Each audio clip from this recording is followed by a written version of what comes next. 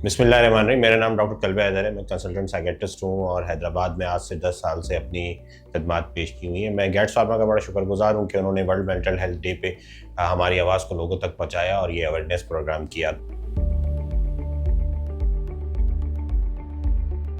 तो आज हम डिप्रेशन के हवाले से बातें करेंगे। तो पहली बात तो ये कि डिप्रेशन की अलामत क्या हैं और ये कैसे पता चले कि आप में, आपके किसी अजीज़ में, आपके किसी कलीग में, आपके किसी दोस्त में डिप्रेशन की अलामत पाई जाती हैं। देखें, डिप्रेशन की अलामत शुरू होती हैं उदासी से, मायूसी से, चिड़चिड़ेपन से। आदमी को गुजरे हुए वक्त के बारे में सोचें आनी शुरू होती हैं, उन पे उसे पशेमानी होती है, रोना आ जाता है। ठीक है, आने वाले वक्त की सोचें आनी शुरू हो जाती है, उससे वो घबराता है, खौफज़दा हो जाता है। इसी तरह उसका वज़न कम होने लगता है बाज़ दफ़ा उसकी भूख बढ़ जाती है, बाज़ दफ़ा भूख कम हो जाती है। इसी तरह उसे ज़िंदगी ख़त्म करने के ख़्यालात आने शुरू हो जाते हैं, उसमें खुद एतमादी ख़त्म हो जाती है। वो जिस तरह पहले दोस्तों से मिलता था, बाहर जाता था, बातें करता था, हंसी मजाक करता था, ये सब चीज़ें ख़त्म हो जाती हैं। वो अकेला रहना शुरू कर देता है, अपना ख्याल रखना बंद कर देता है। उसकी नींद ख़राब हो जाती है, नींद नहीं आती, बाज़ दफ़ा नींद ज़्यादा आती है।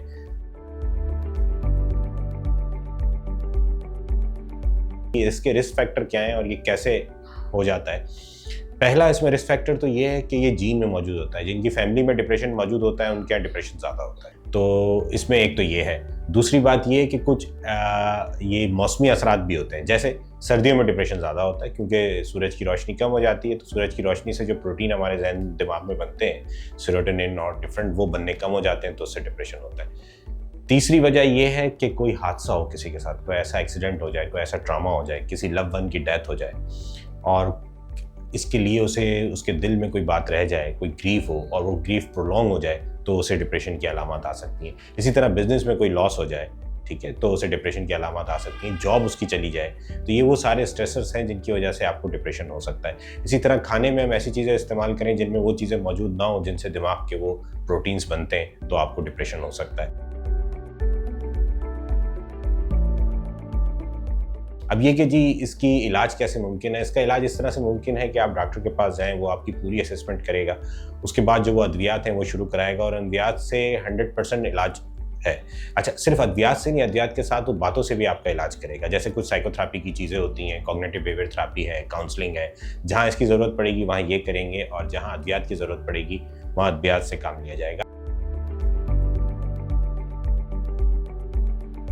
तो चौथा एक अहम बात यह है कि डिप्रेशन पाकिस्तान में बहुत बढ़ रहा है। कुछ लोकल सर्वेज हुए हैं, उनके मुताबिक डिप्रेशन और एंजाइटी पाकिस्तान में 64% तक है। अब डिप्रेशन पाकिस्तान में जो है वो इस हद तक बढ़ गया है, इसकी बहुत सारी वजह हैं। वो बहुत सारी वजह आपके जहन में भी होंगी और हमें भी नज़र आ रही हैं कि महंगाई किस तरह से बढ़ रही है, लोगों के रोज़गार नहीं है। अच्छा, अब यही डिप्रेशन हमारे जिस्म पे कैसे असरअंदाज होता है, हमारी फिजिकल हेल्थ पे कैसे असरअंदाज होता है, इसको शुरू से लेके चलते हैं। देखें, जब आप चिड़चिड़े रहते हैं, उदास रहते हैं, मायूस रहते हैं, तो आपका इंटरेस्ट अपने आप में से कम हो जाता है, आप अपना ख्याल रखना बंद कर देते हैं। इसी तरह आपका खाने पीने से चीज़ें हट जाती हैं, कभी आप खाते हैं, कभी नहीं खाते। अच्छा, बाज़ लोगों का इस तरह से होता है कि जब उन्हें डिप्रेशन होता है, कोई स्ट्रेस होता है, वो ज़्यादा खाते हैं तो उन्हें ज़्यादा नींद आती है। जब ज़्यादा नींद आती है तो उनको थोड़ा सा रिलीफ मिलता है डिप्रेशन से ना, तो वो ये समझने लगते हैं शायद ज़्यादा खाने से मेरी जो अलामतें हैं वो ठीक हो जाएंगी। तो वो क्या करते हैं, ज़्यादा खाना शुरू करते हैं, उससे उनका वेट गेन होता है। उससे वेट गेन से उन्हें ब्लड प्रेशर हो सकता है, डायबिटीज़ हो सकता है, हड्डियों के और बहुत सारे मसले हो सकते हैं, सर में दर्द हो सकता है। तो ये वो फिजिकल हेल्थ है जो डिप्रेशन डैमेज करता है डिफरेंट तरीक़ों से। इसी तरह ज़्यादा नींद आने से उनकी सोचने समझने की सलाहियत ख़राब होती है, उनकी कंसंट्रेशन ख़राब हो जाती है, उनकी याददाश्त ख़राब हो जाती है।